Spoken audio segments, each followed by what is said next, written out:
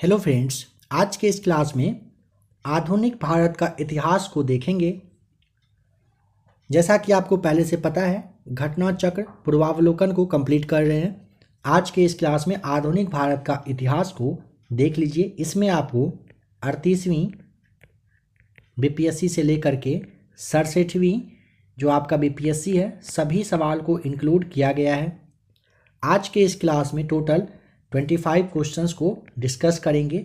Next part में next वाले question से कंटिन्यू रहेगा क्लास को देखिए। लास्ट में थंबनेल पे एक और क्लास का चैनल का थंबनेल शो करेगा, चाहे तो उसे भी सब्सक्राइब कर लीजिएगा। करेंट अफेयर्स का क्लास वहाँ पर आ रहा है। आपके 68वीं बीपीएससी में आपको पता है 30+ करेंट अफेयर्स रहेगा। चलिए स्टार्ट करते हैं आज के इस क्लास के क्वेश्चन नंबर फर्स्ट से। पुर्तगाली उपनिवेश का प्रथम वायसराय भारत में बताएं कौन हुआ। तो ऑप्शन नंबर आपको यहाँ पर सी बताना था, अल्मीडा। सवाल देख लीजिए, 2001 और 2 में पूछा गया था, समझेंगे। भारत में प्रथम पुर्तगाली वायसराय के रूप में फ्रांसिस्को डी अल्मीडा, जिसका कि 1505 से 1509 तक ये रहा था, इसका आगमन हुआ। वह 1505 ईस्वी में भारत पहुंचा। 1509 में अल्मीडा ने टर्की, गुजरात तथा मिस्र की संयुक्त सेना को पराजित कर द्वीप पर अधिकार कर लिया। द्वीप पर कब्जा के बाद पुर्तगाली हिंद महासागर में सबसे अधिक शक्तिशाली हो गए। उसने अंजदीव में किला बनवाया और पुर्तगालियों के हित में कोचीन की राजगद्दी के उत्तराधिकार की समस्या का समाधान कर लिया। नंबर सेकेंड 2019 का सवाल देखिए। बंगाल की खाड़ी में समुद्री डकैती हेतु हुगली का उपयोग कौन किया करता था। ऑप्शन सी पुर्तगाली सही जवाब है। देखिए, पुर्तगाली के द्वारा हुगली को बंगाल की खाड़ी में समुद्री लूटपाट के लिए अड्डे के रूप में इस्तेमाल किया जाने लगा था। निम्नलिखित अंग्रेजों में से किसे जहांगीर ने खान की उपाधि से सम्मानित किया था। ऑप्शन ए सही जवाब है, हॉकिंस को। कैप्टन जो हॉकिंस था, समझिए। हॉकिंस ईस्ट इंडिया कंपनी का एक कर्मचारी तथा व्यापारी था। वह बादशाह जहांगीर के नाम इंग्लैंड के राजा जेम्स प्रथम का पत्र लेकर 1608 ईस्वी में कहाँ पर, तो सूरत आया था। ध्यान रखेंगे, कहाँ आया था, सूरत। अप्रैल 1608 में वह आगरा में मुगल सम्राट जहांगीर से भेंट किया। जहांगीर ने हॉकिंस को 400 का मनसब तथा फिरंगी खां अथवा इंग्लिश खान की उपाधि प्रदान की थी। जहांगीर ने हॉकिंस को किया था, ध्यान रखिएगा। नंबर 4, भारत में 1612 ईस्वी में अंग्रेजों ने अपनी पहली फैक्ट्री कहाँ पर स्थापित की थी। ऑप्शन डी सूरत में। भारत में पूछेगा 1612 में अंग्रेज ने अपनी पहली फैक्ट्री कहाँ पर, तो आपको सूरत यहाँ पर बताना है। देखिए, कैप्टन हॉकिंस, पूरा नाम था कैप्टन विलियम हॉकिंस, सूरत से मुगल दरबार पहुँचा, किंतु सूरत में फैक्ट्री की स्थापना की अनुमति पाने में सफल नहीं हो सका। वर्ष 1611 में पुर्तगालियों के विरोध के बावजूद कैप्टन मिडलटन सूरत के समीप स्वालल्ली पहुंचा और मुगल गवर्नर से वहां व्यापार करने की अनुमति पाने में सफल हो गया। कैप्टन बेस्ट द्वारा सूरत के बंदरगाह की विजय ने पुर्तगाली एकाधिकार की निरंतरता को भंग किया था। इसके बाद जहांगीर के शाही फरमान से अंग्रेजों ने सूरत में अस्थायी रूप से एक फैक्ट्री स्थापित की। यहाँ से अंग्रेजों ने अपने व्यापार को देश के दूसरे भागों में फैलाया तथा शीघ्र ही अहमदाबाद, बुरहानपुर, अजमेर और आगरा में सहयोगी फैक्ट्री स्थापित की थी। किस मुगल शासक के समय में सर थॉमस रो भारत आया था। सी सही जवाब, जहांगीर के समय में। पूछेगा किस शासक के समय में सर थॉमस रो आया था, तो आपको ध्यान रखना है जहांगीर के समय में। और ये 67वीं बीपीएससी 2022 का सवाल है। सर थॉमस रो ब्रिटेन के राजा जेम्स प्रथम के दूत के रूप में सितंबर 1615 में सूरत पहुंचा तथा जनवरी 1616 में वह अजमेर में मुगल शासक जहांगीर के दरबार में उपस्थित हो गया था। डच ईस्ट इंडिया कंपनी ने किस वर्ष अपनी फैक्ट्री पटना में स्थापित की। 1632 में किया था। ऑप्शन आपका बी सही जवाब है। पटना डिस्ट्रिक्ट गजेटियर इतिहास के किसी मानक पुस्तक या अन्यत्र 1632 ईस्वी में पटना में डच फैक्ट्री की स्थापना का कोई प्रमाण हमें प्राप्त नहीं हो सका है, किंतु बीपीएससी के द्वारा निरंतर यह प्रश्न पूछा जाता है और इसका उत्तर 1632 ही माना जाता है। 1632 को वैलिड किया है बीपीएससी ने, तो आपको यह याद रख लेना है। कुछ अप्रमाणित स्रोत से यह प्राप्त हुआ या पता चला है कि सर्वप्रथम डचों ने पटना कॉलेज की उत्तरी इमारत में 1632 में डच फैक्ट्री की स्थापना की। इनकी रुचि सूती वस्त्र, चीनी, सोडा, अफीम इन सबों से संबंधित व्यापार करने में था। ध्यान रखिएगा, वर्ष 1632 ईस्वी में इसका कोई प्रमाण नहीं मिला है, बट क्या हुआ है, बीपीएससी जो है इसे ही मानता है, इसीलिए आपको ध्यान रख लेना है। 1632 में सही जवाब आपको टिक कर देना है। बताएं कि प्रथम कर्नाटक युद्ध का कौन सा तात्कालिक कारण था। ऑप्शन डी, अंग्रेजों द्वारा फ्रांसीसी जहाज़ों का अधिग्रहण कर लेना। समझिएगा अच्छे से, कर्नाटक का पहला वाला युद्ध हुआ था ऑस्ट्रिया के उत्तराधिकार युद्ध, जो 1740 ईस्वी में आरंभ हुआ था। इसका विस्तार मात्र था। गृह सरकार की आज्ञा के विरुद्ध ही दोनों दलों में 1746 में युद्ध प्रारंभ हो गया। अंग्रेज कैप्टन बर्नेट के नेतृत्व में अंग्रेजी सैनिक द्वारा कुछ फ्रांसीसी जहाज़ों पर क्या हुआ था कि अधिकार कर लिया गया। ठीक है, यही युद्ध का कारण बन गया था। प्रथम कर्नाटक युद्ध के समय ही कर्नाटक के नवाब अनवरुद्दीन ने महमूद खां के नेतृत्व में 10,000 भारतीय सेना को फ्रांसीसियों पर आक्रमण करने के लिए भेज दिया। कैप्टन पैराडाइज के नेतृत्व में फ्रांसीसी सेना ने अद्यार नदी पर स्थित सेंट थोमे नामक स्थान पर नवाब को पराजित कर दिया। यूरोप में युद्ध बंद होते ही कर्नाटक का पहला युद्ध समाप्त हो गया। एक्स-ला-सॉपाल की संधि, जो कि 1748 से संधि से क्या हुआ था कि ऑस्ट्रिया के उत्तराधिकार का युद्ध समाप्त हो गया तथा मद्रास अंग्रेजों को पुनः प्राप्त हो गया। ध्यान रखिएगा कि कर्नाटक का प्रथम युद्ध सेंट थॉमे के युद्ध के स्मरणीय, मतलब इसी के याद में है। नेक्स्ट क्वेश्चन, 1760 का प्रसिद्ध वांडीवाश का युद्ध, ध्यान रखिएगा, पूछे कि युद्ध का जो है अंग्रेजों द्वारा किसके खिलाफ लड़ा गया था, क्या बताएंगे। ऑप्शन ए फ्रांसीसी के। 2020 का सवाल है। 18वीं शताब्दी में भारत में लड़े गए प्रश्नगत युद्धों का सही कालक्रम कुछ इस प्रकार है।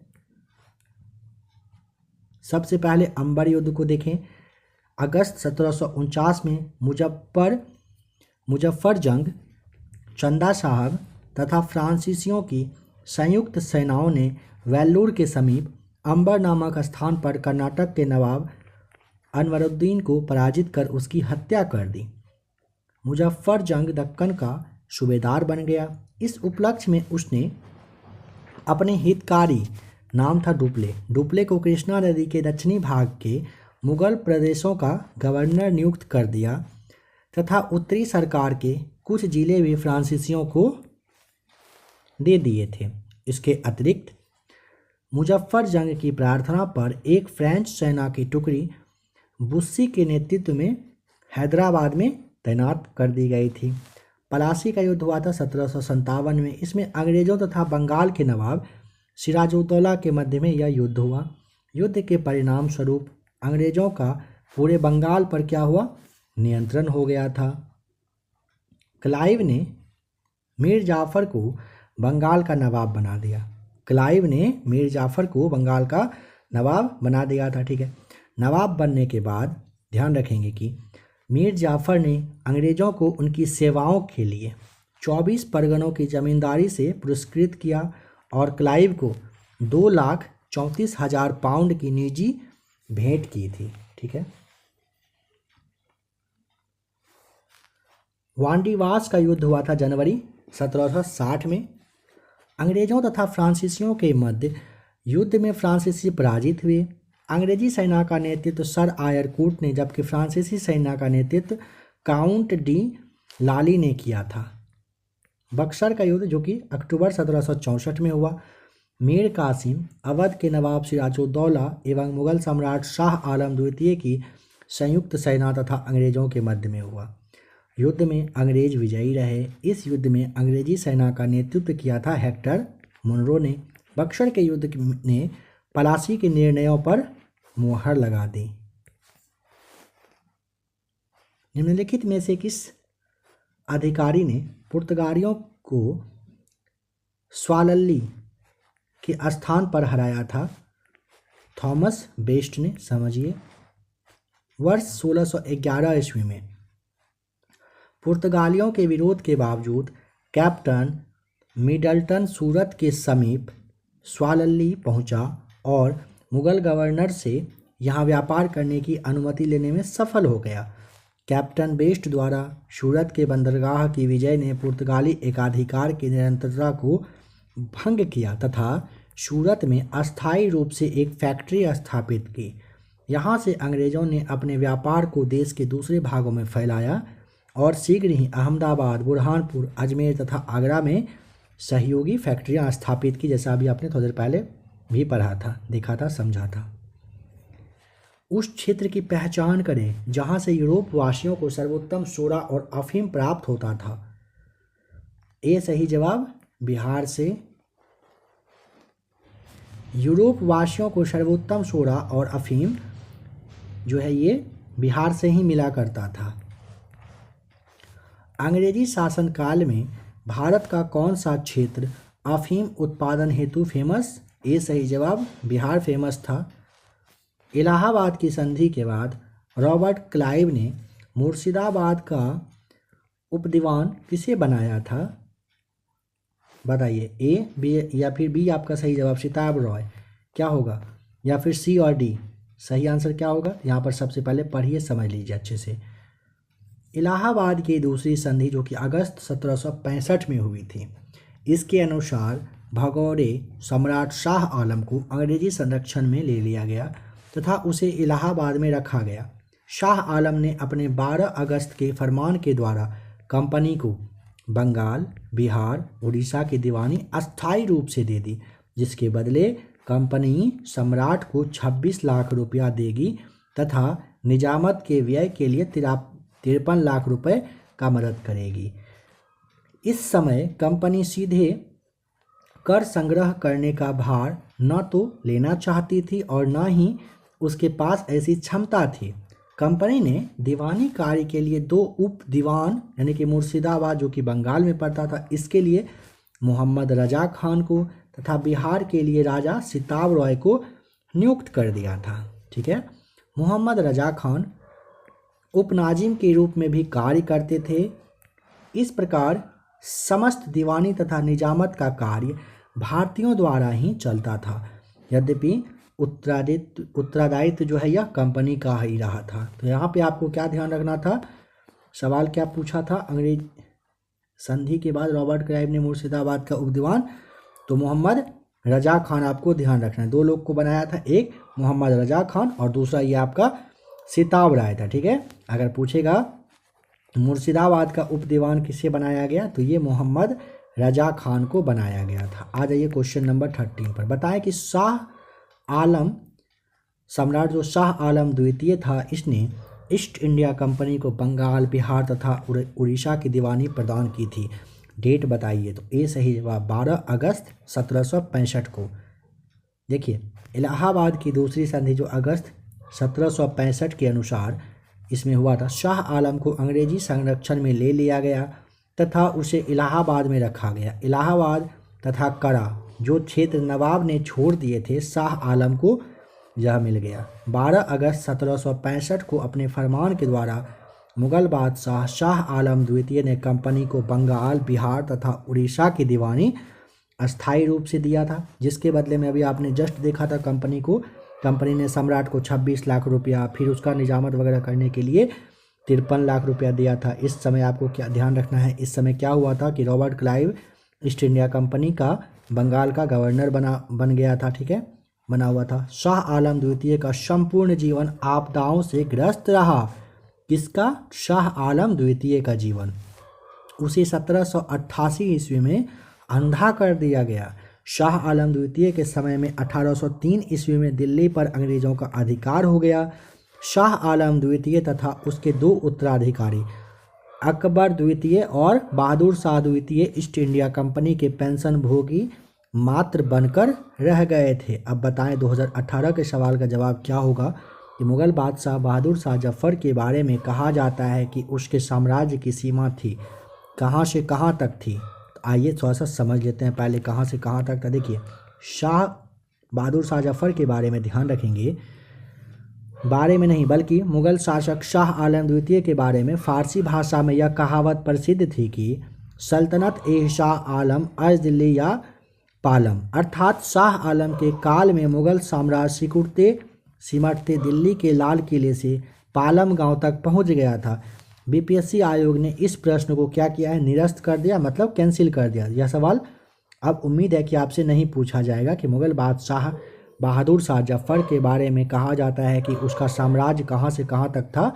समझ लीजिए कि यह सवाल अब आपसे नहीं पूछा जाएगा। नंबर 15 देखिए, कह रहा है रंजीत सिंह जो है इन्होंने सुप्रसिद्ध कोहिनूर हीरा प्राप्त किया था किससे। तो ऑप्शन ए शाह शुजा से प्राप्त किया था। समझिएगा, पंजाब अहमद शाह अब्दाली के साम्राज्य का भाग था, परंतु 1773 में उसकी मृत्यु के पश्चात मुल्तान, कश्मीर इत्यादि कुछ छोटे छोटे भागों को छोड़कर शेष पर सिख मिसलों का अधिकार हो गया। उधर अफगानों के आंतरिक झगड़ों के कारण रंजीत सिंह को अपनी स्थिति दृढ़ करने का अवसर मिल गया।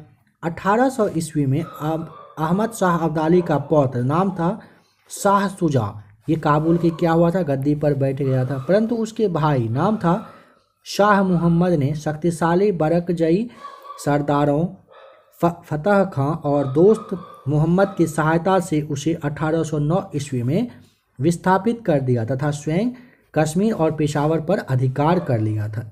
इसी अवसर पर शाह शुजा ने काबुल का राज्य प्राप्त करने के लिए रंजीत सिंह से सहायता मांगी और उन्हें कोह-ए-नूर यानी कि कोहिनूर हीरा क्या किया था, फिर भेंट कर दिया था। बताएं टीपू सुल्तान ने अपनी राजधानी बनाई थी कहाँ पर। तो ये सही जवाब श्रीरंगपट्टनम में। टीपू सुल्तान ने श्रीरंगपट्टनम को अपनी राजधानी बनाया एवं यहाँ जैकोबिन क्लब की स्थापना की और उसका सदस्य बन गया। साथ ही उसने अपनी राजधानी से फ्रांस और मैसूर के मैत्री का प्रतीक स्वतंत्रता का वृक्ष रोपा।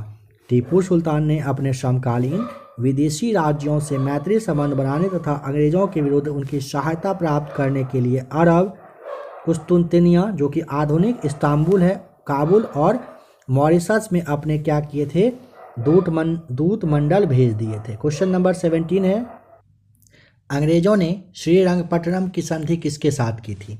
सी सही जवाब, टीपू सुल्तान के साथ। थोड़ा देर के लिए डिस्टर्बेंस जो है वो कम हुआ है, पता नहीं फिर से कब से स्टार्ट हो जाए। ध्यान से बने रहिएगा, सवाल को समझते चलिए। तृतीय आंग्ल मैसूर युद्ध जो कि 1790 से 92 तक चला था, इसका अवसान श्रीरंगपट्टनम की संधि मार्च 1792 में हुआ था। इस संधि में अंग्रेज़ों की ओर से कॉर्नवालिस तथा मैसूर से टीपू सुल्तान शामिल थे। इसके अनुसार टीपू को अपने देश का लगभग 1/2 यानी कि हाफ भाग अंग्रेज तथा उनके साथियों को देना पड़ गया था। साथ ही युद्ध के हर्जाने के रूप में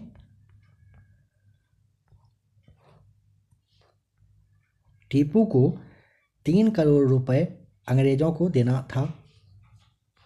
श्रीरंगपट्टनम की संधि में यह शामिल था कि जब तक टीपू 3 करोड़ रुपए नहीं देंगे तब तक उनके 2 पुत्र अंग्रेज के कब्जे में रहेंगे। कॉर्नवालिस ने इसी संधि के बाद यह टिप्पणी की थी कि हमने अपने शत्रु को प्रभावशाली ढंग से पंगु बना दिया तथा साथियों को भी शक्तिशाली नहीं बनने दिया। ठीक है। ठगों का उन्मूलन किसके नेतृत्व में हुआ था। वर्ष 2018 के बीपीएससी का सवाल है, B right answer captain Sleeman, आपको ध्यान रख लेना है। देखिए, ठगों में हिंदू और मुसलमान दोनों धर्मों के अनुयायी सम्मिलित थे, परंतु वास्तव में ये लोग काली, दुर्गा अथवा भवानी की पूजा करते थे तथा प्रायः अपने शिकार का सिर काटकर देवी के चरणों में बलि के रूप में चढ़ाते थे।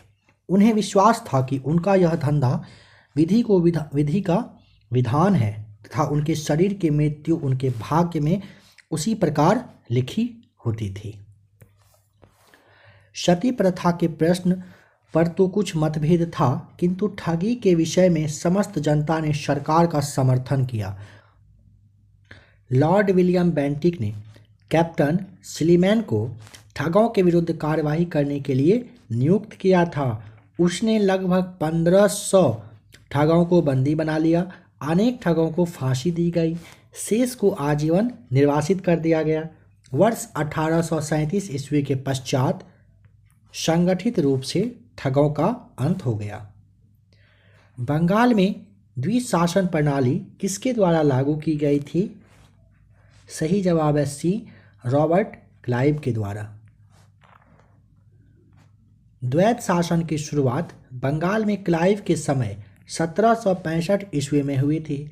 वारेन हेस्टिंग्स के कार्यकाल में 1772 ईस्वी में कोर्ट ऑफ डायरेक्टर्स ने दोहरी शासन प्रणाली को समाप्त करने का निर्णय लिया तथा कलकत्ता परिषद एवं उसके प्रधान को आज्ञा दी गई कि वे स्वयं दीवान बने और बंगाल, बिहार तथा उड़ीसा के प्रबंध को अपने हाथ में ले लें। वारेन हेस्टिंग्स ने दोनों उप दीवानों मोहम्मद रजा खां और राजा सिताब राय को पदच्युत कर दिया था। इसके बारे में आपने थोड़ी देर पहले भी अच्छे से समझा था। द्वैत शासन का जनक किसे माना जाता है? सर लियोनिल कर्टिस को माना जाता है। द्वैत शासन का ये जनक थे। 2018 के 64वीं वाले बीपीएससी में सवाल आया था। सर लियोनिल कर्टिस को द्वैत शासक का जनक माना जाता है। इसमें दीवानी और विजारत जो कानून व्यवस्था था, इसकी जिम्मेदारी अलग अलग कर दिया गया था। भारत में प्रथम रेलवे लाइन किस ब्रिटिश गवर्नर जनरल के समय में बिछा था? डलहौजी के समय में। ए राइट आंसर। पहला रेलवे लाइन 1853 ईस्वी में बम्बई से थाने के बीच डलहौजी के समय में बिछाई गई थी। दूसरी रेलवे लाइन 1854 ईस्वी में कलकत्ता से रानीगंज के बीच में बिछाई गई थी। मुंगेर का बरहिया ताल विरोध का उद्देश्य क्या था? ए राइट आंसर। बकास्त भूमि की वापसी की मांग था। मुंगेर के बरहिया ताल विरोध का उद्देश्य बकास्त भूमि की वापसी की मांग था। यह आंदोलन वर्ष 1936 और 38 में कार्यानंद शर्मा के नेतृत्व में चलाया गया था। 1857 में भारत का गवर्नर जनरल कौन था? सी राइट आंसर। लॉर्ड कैनिंग था। 2015 का सवाल है। वर्ष 1857 के विद्रोह के समय भारत का गवर्नर जनरल लॉर्ड कैनिंग था। लॉर्ड कैनिंग भारत में कंपनी द्वारा नियुक्त अंतिम गवर्नर जनरल तथा ब्रिटिश सम्राट के अधीन नियुक्त भारत का पहला वायसराय था। अंग्रेजी भारतीय सेना में चर्बी वाले कारतूसों से चलने वाला एनफील्ड राइफल कब शामिल किया गया था? दिसंबर 1856 में। दिसंबर 1856 में सरकार ने पुराने लोहे वाली बंदूक ब्राउन बेस के स्थान पर नवीन एनफील्ड राइफल के प्रयोग का निश्चय किया। इन राइफलों में दमदम, अंबाला, सिलाइकोट इन सब में बने चर्बीयुक्त कारतूस का प्रयोग किया जाना था, जिसमें गाय और सूअर की चर्बी हुआ करती थी।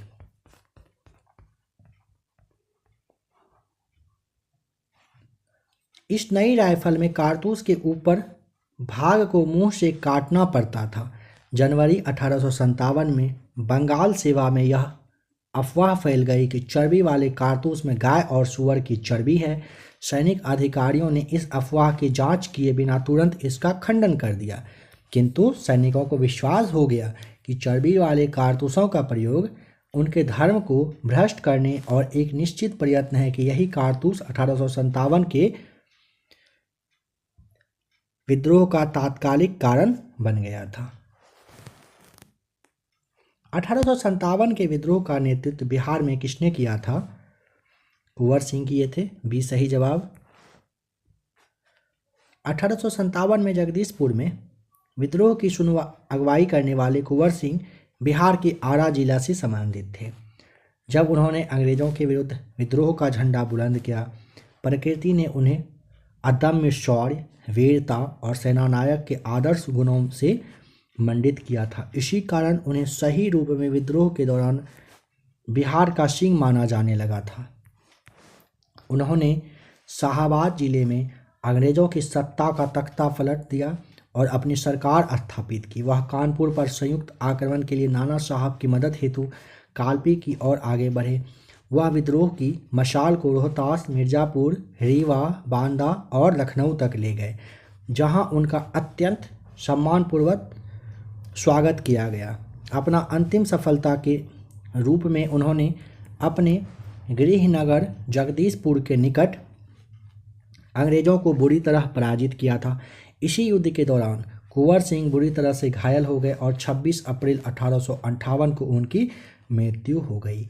उनकी मृत्यु के बाद उनके भाई अमर सिंह ने दिसंबर 1858 तक अंग्रेजों के विरुद्ध संघर्ष को जारी रखा था।